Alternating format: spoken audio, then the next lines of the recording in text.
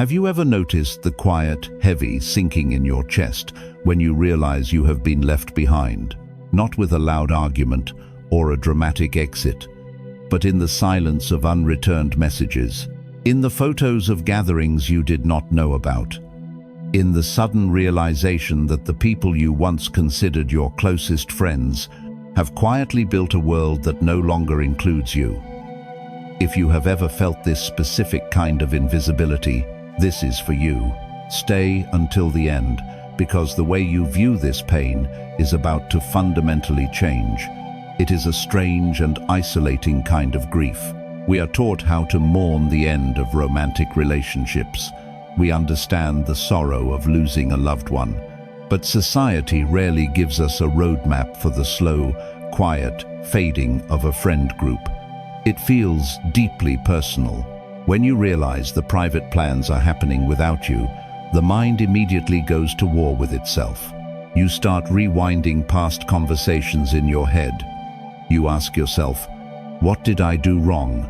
Was I too much? Was I not enough? Did I say something that finally pushed them away? In Buddhist wisdom, much of our deep suffering comes not from the changing circumstances of life, but from our fierce resistance to that change.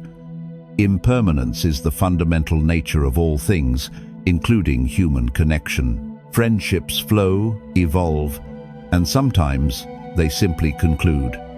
Yet, our minds desperately try to freeze time. We attach our core sense of self-worth to our place within a specific group. We want our role in their lives to remain exactly as it was. When that permanence fractures, the ego feels terribly threatened. It demands an explanation. It desperately needs to be chosen. Think of a strong tree standing at the edge of a changing season. When autumn arrives, the tree does not cling to its dying leaves. It does not beg them to stay, nor does it question its own worth when the wind carries them away. It simply lets them drop to the earth, trusting that letting go is necessary for its own survival and future growth. But as humans, we are rarely like the tree. We hold onto the dead leaves, we try to tape them back onto the branches, and pretend it is still summer.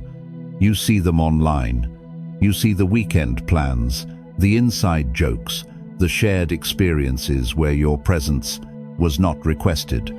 The immediate emotional reaction is to feel deeply inadequate. You feel like a ghost haunting a room where you used to warmly belong. The anxiety spirals, and you exhaust yourself emotionally, trying to figure out how to force your way back into a space that is naturally and firmly closing its doors. But ask yourself this: why are you fighting so hard to stay in a room where you are no longer welcomed with open arms? What are you truly afraid will happen if you simply let them walk away? Pause, breathe, observe the heavy thought. Without following it down the dark spiral of self-doubt, you are allowed to feel the sting of this subtle rejection. Let the feeling rise without making it your permanent identity. It hurts, yes, but their choice to move in a different direction is not a reflection of your intrinsic value. The pain of being left out is profoundly human. It touches our most primal fear of isolation. But letting go of the need to control their actions is only the first step. Because beneath every desperate reaction to being left behind is a hidden truth about why we cling to spaces where we no longer fit. And this is where the next truth begins. Why is it that the very relationships draining our peace are the ones we fight the hardest to keep? Here is a truth few people want to face. We often do not miss the people themselves. We miss the comfort of knowing exactly where we belonged. When you realize a friend group is quietly moving on without you, the natural instinct is to cling tighter. You overcompensate. You send the first text. You offer to make the plans. You show up to gatherings where you feel entirely alone in a crowded room, forcing a laugh and shrinking your true self, just to prove you are still part of the circle. You would rather endure the slow, quiet ache of being an outsider on the inside than face the vast, quiet unknown of letting them go. In Buddhist thought, this is the very definition of suffering caused by attachment. We do not just attach to other human beings. We attach to the identities those people give us. You may have been the funny one, the reliable one, or the quiet observer in this group for so long that your mind believes this is who you fundamentally are. When the group begins to fade, it feels as though your own identity is being erased. Buddhism reminds us that everything is impermanent, everything is in motion. Trying to lock a flowing river into a still pond does not preserve the water, it only makes it stagnant. Imagine you are gripping a heavy rope. Your hands are blistered, your arms are trembling, and every muscle is screaming in exhaustion from holding on so tightly. You are absolutely terrified to let go, convinced that if you release your grip, you will fall into darkness. But what if you looked down and realized you are already standing on solid ground? What if the only thing actually hurting you is the desperate, clenched grip itself? The rope is not keeping you safe. It is only keeping you in pain. Think about your own life. Think about the silent energy you spend analyzing their behavior. You watch their updates online. You decode the gaps between their messages, and you wonder if a casual comment was actually a subtle rejection. It is emotionally exhausting. You are pouring your vital energy into a space that no longer reflects it back. You are trying to water a plant that has already been removed from the soil. You cannot force a connection that has naturally run its course. Ask yourself this honestly. Are you holding on because this friendship brings you warmth, growth, and peace? Or are you holding on because you are afraid of the empty space they will leave behind? Is this thought bringing you peace or feeding your fear? Stop, breathe. Observe the tension in your body when you think about forcing them to see you. You do not have to chase what is already leaving. You do not need to perform simply to earn a place at a table where you are meant to sit naturally. Let the feeling rise, and then let it pass. Because peace is not found by forcing others to include you. It is found when you stop fighting reality. And while the silence of an uninvited weekend hurts, it carries a strange and beautiful clarity. Because beneath the sting of being left out, there is a powerful truth waiting to be understood. What if the rejection you are deeply mourning is not a punishment, but a quiet, profound redirection? Here is the truth few people want to face. We are conditioned to view exclusion as a definitive failure. When you realize the invitations have stopped, the immediate reaction is a sharp drop in your stomach. You see the photos online, or you hear the casual mention of a weekend trip you knew nothing about, and the mind spirals. You assume that because they chose to move on without you, there must be something fundamentally broken within you. You stare at the closed door, desperately wishing to be allowed back inside. But Buddhism reminds us to look at the reality of a situation without immediately attaching our judgments to it. In Buddhist thought, we suffer because we label our experiences as purely good or bad. We believe that belonging is always good, and losing a connection is always bad. But the practice of non-attachment invites us to see things exactly as they are, as shifting conditions. Sometimes, what the ego perceives as a devastating rejection is actually life clearing away what is no longer meant for you. It is a subtle, unspoken gift. Imagine you are standing in a long, dim hallway, furiously rattling the handle of a locked door. You knock on the heavy wood. You plead with those inside. You exhaust all your energy, trying to figure out the right combination of words to make them turn the lock and let you back in. You are so entirely consumed by the closed door that you never turn around. You do not see that directly behind you, a massive door has swung wide open, revealing a vast, quiet, sunlit sky. By obsessing over the cramped room you were shut out of, you are blinding yourself to the massive space that has just been given to you. Connect this to your own life. Think about those private plans and group chats you are no longer a part of. When you were still heavily involved, were you truly at peace? Or were you constantly managing your image, filtering your words, and walking carefully to ensure you did not disrupt the group dynamic? So often, we fight to stay in friend groups where we are silently carrying the heavy burden of performance. We wear a mask of constant agreement just to keep the peace. The hidden gift in unspoken rejection is the sudden, undeniable end of that exhaustion. You have been set free, even if you did not ask for it. You no longer have to pretend. Ask yourself, what are you actually losing? Are you losing a deep, authentic, unconditional source of love and support?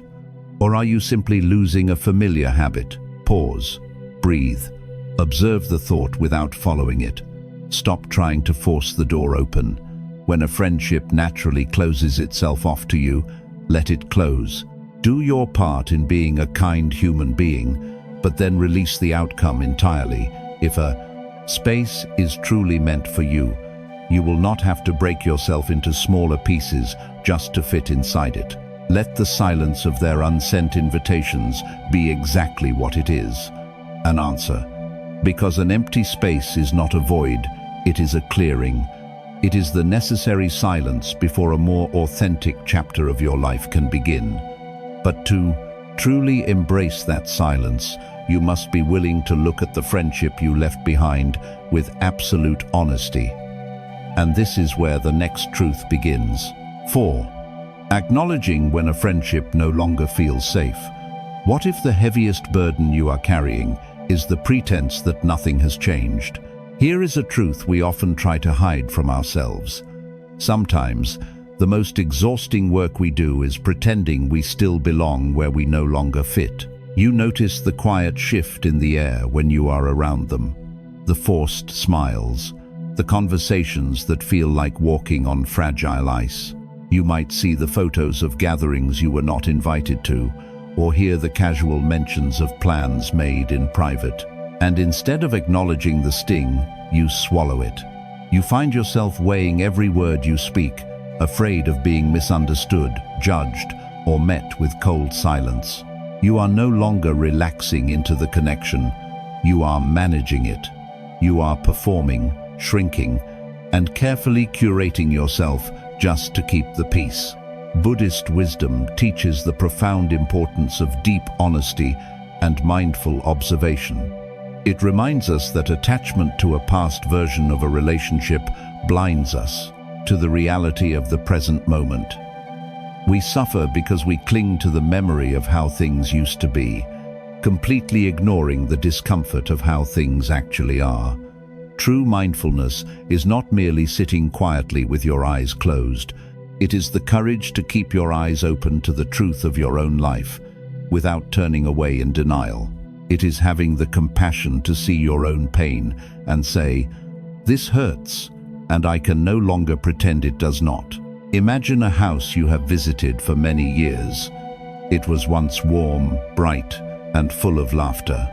You felt secure within its walls.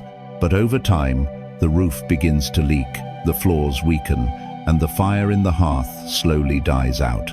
Out of habit and loyalty, you keep visiting.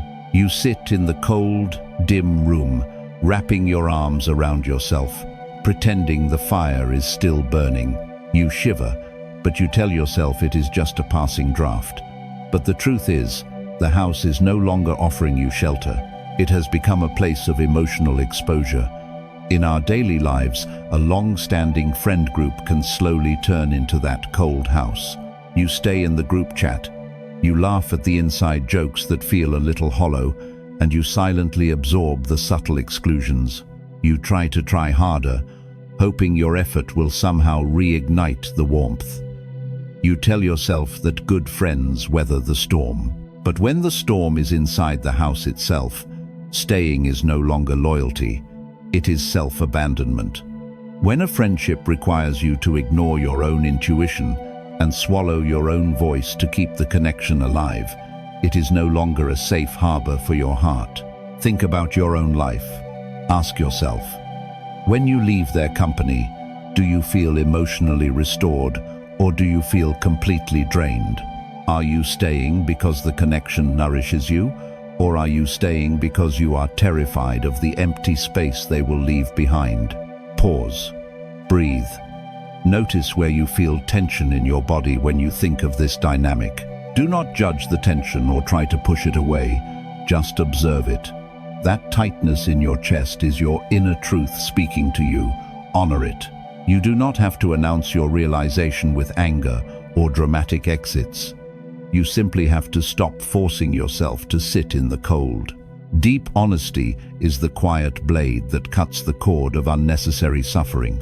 When you finally admit that a space is no longer safe for your spirit, you take the very first step back to yourself. But recognizing this truth is only the beginning of the journey, because the hardest part is learning how to stop auditioning for a place that was already fading away. And this is where the next truth begins. 5. Letting go of the need to be chosen.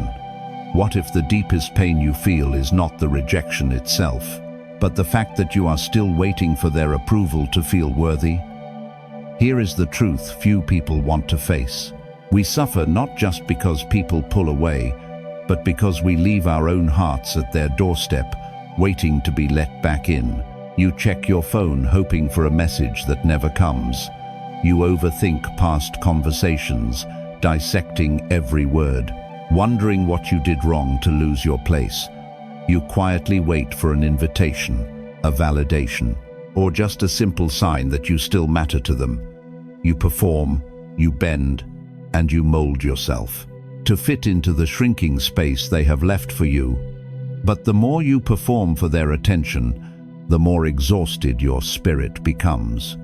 Buddhist wisdom teaches that seeking our worth in the changing, unpredictable tides of the external world is a guaranteed path to suffering. This is the root of attachment. We attach our inner peace to the actions, opinions, and invitations of others. When we wait to be chosen, we give away our sovereign power. Buddhism reminds us that true liberation comes when we stop demanding that the world validate our existence. You cannot control whether someone else reaches out. You can only control whether you are at peace when they do not. Imagine standing in front of a heavy locked door. You have knocked for hours, your hands are bruised, and your spirit is tired, but you refuse to leave. You believe that everything you need to feel whole, companionship, safety, validation, is on the other side of that door. So you wait, you plead, you try to force the lock. But while you are standing there, completely fixated on the closed wood, you fail to notice the vast, open world stretching out behind you. You are keeping yourself a prisoner to a door you do not have the key for. In our daily lives, we stand at locked doors all the time. It happens when we obsess over a friend group that has moved on without us. We watch their lives unfold on screens, silently grieving the memories being made without us. We feel a crushing weight of comparison and the quiet fear that if we are not chosen by them, we are somehow fundamentally flawed.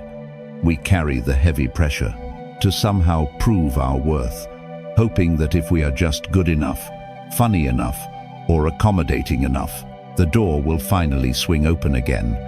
But ask yourself, why are you auditioning for a role you have already outgrown? What are you afraid will happen if you simply let go and stop knocking? Is the thought of their approval bringing you peace? Or is it feeding your fear of being alone? Stop trying to force the door open. You do not have to chase what is already leaving. Pause. Breathe. Observe the thought of needing to be chosen without following it.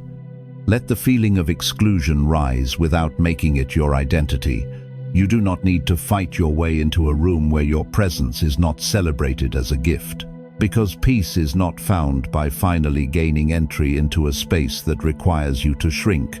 Peace is found the moment you decide to turn around, walk away, and choose yourself. But taking that first step Away from what is familiar requires a profound shift in how we handle our own resistance. And this is where the next truth begins. 6. The Buddhist practice of non-resistance. What if your exhaustion is not coming from the distance between you and your friends, but from your endless fight against it? Here is the truth few people want to face. The tighter you hold onto a reality that is already shifting, the more you suffer. When we feel the quiet slipping away of a friend group, our first instinct is usually to fight. We argue with reality. We replay conversations in our minds, trying to find the exact moment things went wrong, hoping to somehow rewrite the past. We strategize. We send careful texts.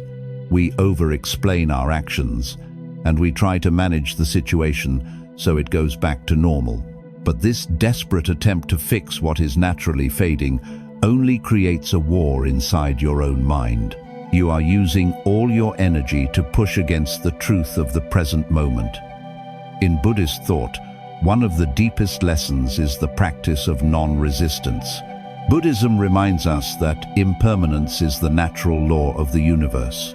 Everything changes. Relationships evolve, seasons shift, and people move in different directions. Suffering arises when we demand that things remain exactly as they were. Non-resistance does not mean you do not care, or that you are giving up. It is the profound acceptance of what is, without the exhausting need to change it, control it, or argue with it. Imagine you are standing waist-deep in a powerful river. The water is flowing quickly in one direction. Instead of letting the current carry you, or simply stepping out onto the riverbank, you turn around and try to push the water backward. You plant your feet and strain your muscles, desperately trying to stop the river from moving. The river does not care. It continues to flow, but you grow tired, cold, and utterly defeated. The water is not hurting you. Your resistance to the water is what is tearing you apart. In our daily lives, we push against the river every time we try to force a connection that has run its course. We feel the tension of being excluded from private plans, yet we continue to force our way into the current, hoping we can redirect their feelings. We exhaust ourselves trying to prove our loyalty to people who have already quietly packed up and moved downstream. We suffer because we refuse to accept that this specific chapter of the friendship is closing. Think about your own life. Ask yourself, how much of your current pain is caused by the actual situation, and how much is caused by your refusal to accept it? What would happen if you simply let the reality of this distance be exactly what it is? Pause, breathe, stop trying to push the river backward. When the quiet realization hits that you are no longer invited, do not fight it. Let the feeling rise without trying to fix it. Do your part to remain open, but release the outcome. You are not powerless. You simply have to stop warring with what is already happening. Let the storm pass without becoming the storm. Accept that their path is taking them one way, and yours is calling you elsewhere. Because true peace is not found by winning a battle against reality. It is found the moment you drop your hands and step out of the water. And this is where the next truth begins. 7. Reclaiming your inner peace. What if the peace you have been desperately searching for in others has been waiting patiently inside you all along? Here is the truth few people want to face. We often externalize our stability. We convince ourselves that we will feel secure only when the group chat is active, when the weekend plans are confirmed, and when our presence is constantly requested. When those external anchors suddenly vanish, we feel completely unmoored. We spiral into overthinking. We feel emotionally exhausted because we have allowed our internal weather to depend entirely on what someone else does or does not do. You hand over your joy, your confidence, and your calm to people who are no longer actively choosing to protect it. Buddhist wisdom teaches the profound difference between conditional comfort and true inner peace. When we rely on external conditions such as praise, inclusion, or attention, we are building our spiritual house on shifting sand. Buddhism reminds us that true refuge is always found within. It is the practice of returning to your own center, regardless of the emotional chaos happening outside of you. When you detach your sense of safety from the impermanent actions of the world, you stop being a victim of circumstance. Imagine a deep lake during a fierce storm. On the surface, it is total chaos. The wind is howling, the heavy rain is pouring, and the waves are crashing violently against the shore. A boat caught on the surface would be tossed around without mercy. But if you sink below that surface, down into the deep, quiet depths of the water, it is completely still. It is perfectly silent. The depths do not rely on the sky to be calm. They hold their own profound stillness, completely untouched by the temporary weather raging above. In our modern lives, we spend almost all our time living on the surface. We let a photo we were not tagged in, or a dinner party we were excluded from, whip up a massive storm in our minds. We let the quiet distance of old friends dictate our value for the entire day. We are tossed around by the shifting loyalties of others because we have forgotten that we have access to the deep water. We allow the temporary weather of fading friendships to disrupt our deepest core. Think about your own life. Ask yourself, are you allowing the behavior of people who are drifting away to control the weather of your own mind? Why do you give away the power over your emotional state so easily? Pause, breathe, return to your center. Let the external noise remain external. When the painful thought of exclusion arises, observe it as just another wave on the surface. You do not have to follow it. Let the feeling rise without making it your entire reality. You are not the storm. You are the deep water. Because your peace is far too precious to be left in the hands of people who are no longer actively holding it. Reclaiming yourself means realizing that you never needed their permission to feel whole. But as you settle into this profound stillness, you begin to see what true connection actually looks like. And this is where the next truth begins. 8. The nature of authentic belonging. What if losing your place in that group was not a rejection, but a profound redirection? Here is the truth few people want to face. We often confuse fitting in with true belonging. Fitting in requires you to constantly assess a room, read the mood of the group, and silently adjust your own shape to match what is expected of you. You soften your opinions. You laugh at jokes that do not resonate. You hide your true interests because you are afraid of being misunderstood or seen as different. When you are quietly dropped from private plans, it shatters you because you have spent so much vital energy molding yourself. You wonder how they could leave you behind after you sacrificed so much of your own authenticity just to keep them comfortable. Buddhist wisdom teaches that true harmony can never be forced. In Buddhist thought, authentic connection arises naturally only when we release the false, constructed self. As long as we are wearing masks to earn the conditional approval of others, we are creating an invisible barrier to genuine love. Buddhism reminds us that the people who are meant to walk alongside you will never require you to shrink to fit into their lives. They will meet you in your unvarnished truth. When we frantically cling to forced connections out of habit, we leave absolutely no space for the natural, effortless relationships that actually align with who we are becoming. Imagine a bird trapped in an open cage. For years, the bird has lived inside the wire mesh. It has learned exactly how far it can hop, how loud it can sing, and how to survive in the cramped, defined space. One day, the door swings completely open.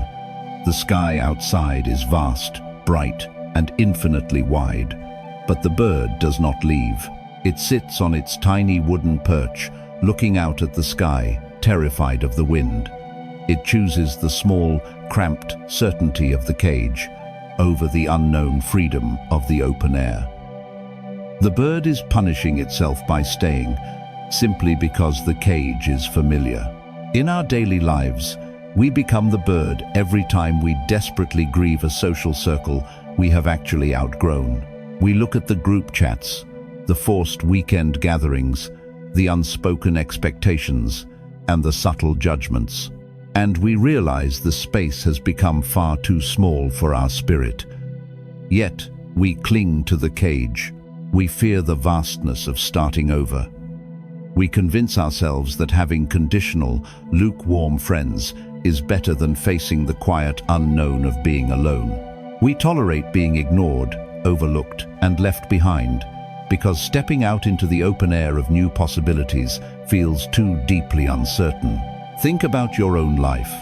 Ask yourself, were you actually thriving in their company, or were you just surviving? Are you truly mourning the loss of a deep, soulful connection, or are you simply terrified of the open sky? Pause, breathe, step out of the cage. You do not have to force yourself into spaces where your spirit cannot stretch its wings. Observe the fear of being alone, but do not let it dictate your choices. Let the fading connections naturally fall away to make room for the ones that feel like home. Because true belonging never requires you to abandon yourself just to be seen.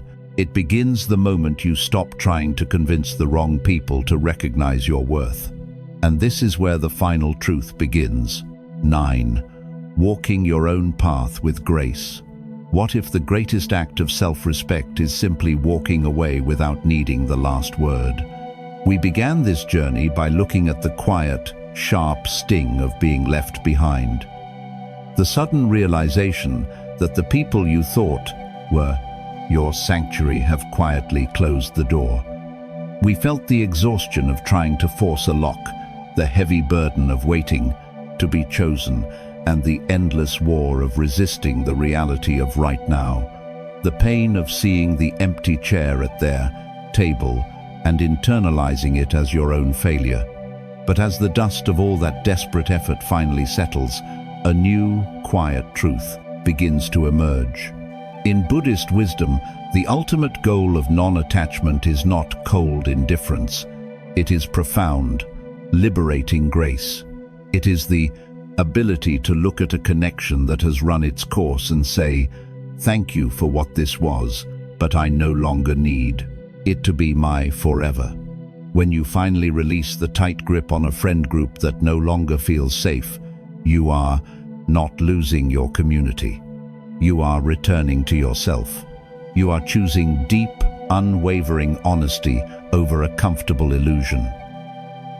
Buddhism reminds us that when we stop demanding permanence from impermanent things, we suddenly find ourselves standing on solid ground. Imagine walking down a familiar path in a dense forest. For years, you walked this trail with the same companions. You knew every turn, every shadow, and every stone. You felt safe in the middle of the pack. But eventually, the path splits. They turn left, and your heart, your intuition, your inner truth pulls you gently to the right. At first, standing at the crossroads is terrifying. The new path is quiet, it is untamed. You cannot hear their footsteps fading into the distance without feeling a sudden rush of grief. But as you take your first brave step onto your own path, you notice something beautiful. The air is clearer. You are no longer tripping over yourself trying to match their pace. You are finally breathing in your own rhythm. In our daily lives, we are often so terrified of walking alone that we choose to stay on a crowded path that is leading us entirely away from our own souls. We compromise our peace just to avoid the quiet of our own company. We endure being ignored because we mistakenly believe that having any company is better than having none. But solitude is not a punishment, it is a sacred clearing. It is the necessary space required for new seeds to grow. When you stop chasing people who are moving away, you create a beautiful, open invitation for the people and the life that are actually meant to meet you in your truth. Think about your own life. Look at your open hands. They are no longer bruised from knocking on locked doors. They are no longer desperately holding on to slipping sand. They are empty, yes, but they are finally free to receive something real. Pause, breathe. Forgive yourself for the times you shrank just to fit in. Forgive them for not being able to meet you where you are now. You do not need to announce your departure. You do not need a grand apology or a final sense of closure from them. You only need the quiet grace to walk forward, carrying your own unshakable peace with you. If these lessons touched your heart, share this video with someone who may need a little more peace today. You can let go now.